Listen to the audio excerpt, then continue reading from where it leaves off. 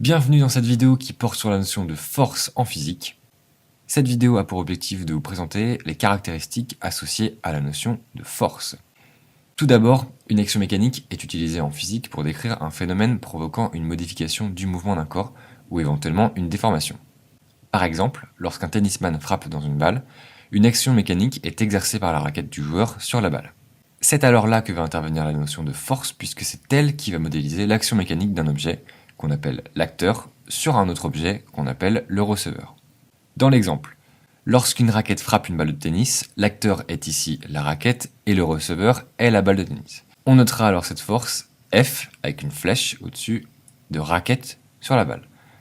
Donc on écrit un F avec une flèche au-dessus pour préciser qu'on trace bien une force. Dans le cas général, on nommera une force de la manière suivante, F, donc avec une flèche, de l'acteur sur le receveur. On distingue deux types d'actions, les actions de contact et les actions à distance. Les actions de contact, elles ne s'exercent que lorsqu'il y a contact entre l'acteur et le receveur. Par exemple, dans le cas de la raquette et de la balle, on a une action de contact, puisque avant le choc, la raquette n'agit pas sur la balle. Au moment du choc, la raquette agit cette fois-ci sur la balle, il y a contact et la force exercée par la raquette sur la balle modifie le mouvement et la vitesse de la balle. Après le contact, finalement, la raquette n'agit plus non plus sur la balle, c'est donc bien une action de contact. Autre type d'action, ça va être l'action à distance, qui peuvent quant à elles s'exercer même si l'acteur et le receveur ne sont pas en contact. C'est par exemple le cas d'une bille métallique et d'un aimant. L'aimant agit sur la bille et l'attire vers lui sans même qu'il y ait contact. On notera cette force F de l'aimant sur la bille. Comme on vient de le voir, une force est représentée par une flèche que l'on appelle vecteur, qui possède 4 caractéristiques. Alors les 4 caractéristiques, elles découlent de la manière dont on va tracer la flèche. Première caractéristique, ça va être le point d'application. C'est le point à partir duquel la force s'exerce. Ensuite, on va avoir la direction, que l'on appelle également la droite d'action. Autrement dit, c'est là où vous allez placer votre règle pour pouvoir tracer votre vecteur.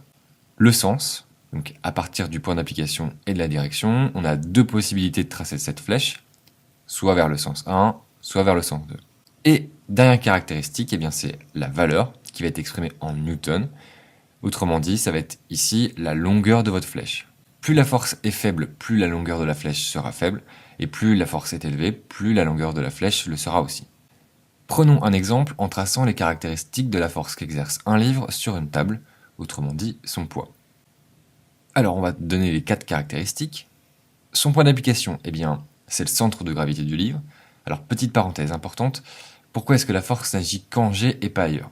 En fait il s'agit ici d'une simplification qui consiste à considérer que le poids ne s'applique qu'en un point unique, G, plutôt que de considérer une multitude de forces qui vont s'appliquer en chaque point de l'objet. On évite ainsi de tracer autant de flèches qu'il n'y a de points, et ça permet donc de simplifier le tracé de cette force. Et donc, on dit que la force ne s'applique qu'en G. Sa direction, elle est verticale. Son sens, vers le bas, puisque la force part du livre vers le centre de la Terre. Et la force vaut 3 newtons. On verra plus tard comment on obtient cette valeur dans un prochain chapitre. Et on n'oublie pas de renseigner le nom de la force.